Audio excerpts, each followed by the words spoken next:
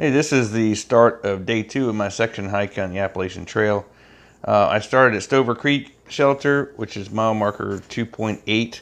It was sunny and felt great. It was a beautiful night at Stover Creek. I did not get any video of the shelter, but I do recommend that shelter. 2.8 miles from Springer Mountain. It's an extremely easy hike down from Springer Mountain to Stover Creek. And a really good water source, lots of tent sites, and a really nice modern shelter. It was just built a few years ago with a big front porch on it and a picnic table and that kind of thing. So I really recommend that. And a nice privy. Anyway, got to hiking and hiked over to Hawk Mountain for lunch, and got there right about noontime. And that was, I think it's like 5 miles from Stover Creek. Okay, so I had a phone call, had to stop talking. But anyway, so I went from Stover Creek, great place to hike from, and down to Hawk Mountain Shelter. Ate lunch there. It was sunny then, didn't get any video, all was well. And then all of a sudden got out of Hawk Mountain, started raining about noontime, and it literally rained the rest of the day. Strong rain. Had 2 river crossings, and both river crossings, and I've done both these river crossings earlier in an earlier year, and it's just a rock step over the stream. Both of them were up to our knees that we had to wade through, find the rocks, and it was definitely a harrowing experience with the water moving as fast as it was. And then we got up to Gouch Mountain Shelter, and there was just a pile of people there. The shelter was full. They wouldn't even let us in there to eat dry. I was just trying to get there to eat dry. It was about 6 o'clock in the evening, and the ridge runner told us that 1 more mile along was Gouch Gap. And so even though we'd already hiked a little under 14 miles to get there, we decided to head on. Had some great trail magic that day. It rained. I didn't take out my my phone, but we had some awesome trail magic at the gap right after Sassafras Mountain. Came down off Sassafras. There was a couple tents there, like canopies, with some good trail magic. Those guys actually are the caretakers of Sassafras Mountain. They take care of the trail, so that was wonderful. And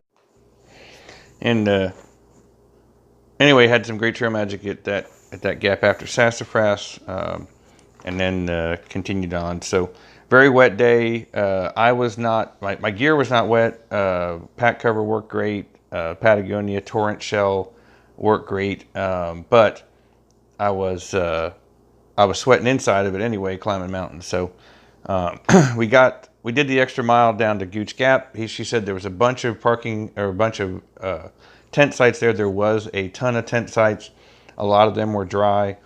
Got up under some trees and set up. Now we get down there about 7:30, 7:30. Set up before dark and ate a little bit more. And I will tell you that it went from 55 degrees down to 25 degrees in a matter of half an hour, and then the wind picked up, and the wind blew water off of the trees, and it all froze on the tents. When I got up the next morning, my tent was covered in ice, and slept pretty good, as cold as it was. And I had a 20-degree bag with a thermal liner, and did okay.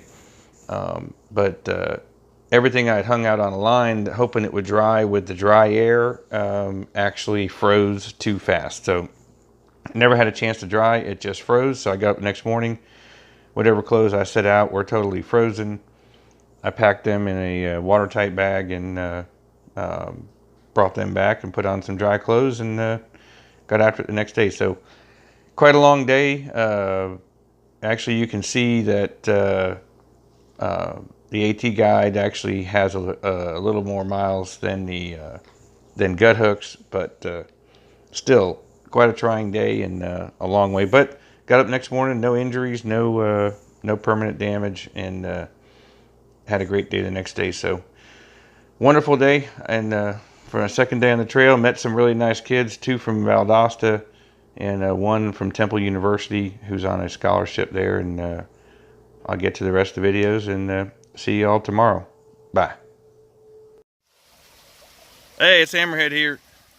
I'm hiking with Bama Dog. We just got done with Springer. We're down about a mile and a half from Springer, and we stopped by this creek to listen to the water roll. This is Bama Dog over here. Say hi, Bama Dog. Hello. He you thru hiked last year? Yes, sir. Yeah, in 2018. Right. Yeah, that's a retirement present to yourself. Yes, it was. It was awesome, man, awesome. And he's hiking now the Benton McKay from here, Benton McKay Trail, and you're hooking up with the Penhody Trail. By the way, that's not Peyote Trail. Okay, that's Penhody, and it ends in Bama. You said, okay, awesome. And you think that'd take 25 days or so? That's my goal. It's 427 miles. Nice, good stuff. Good stuff.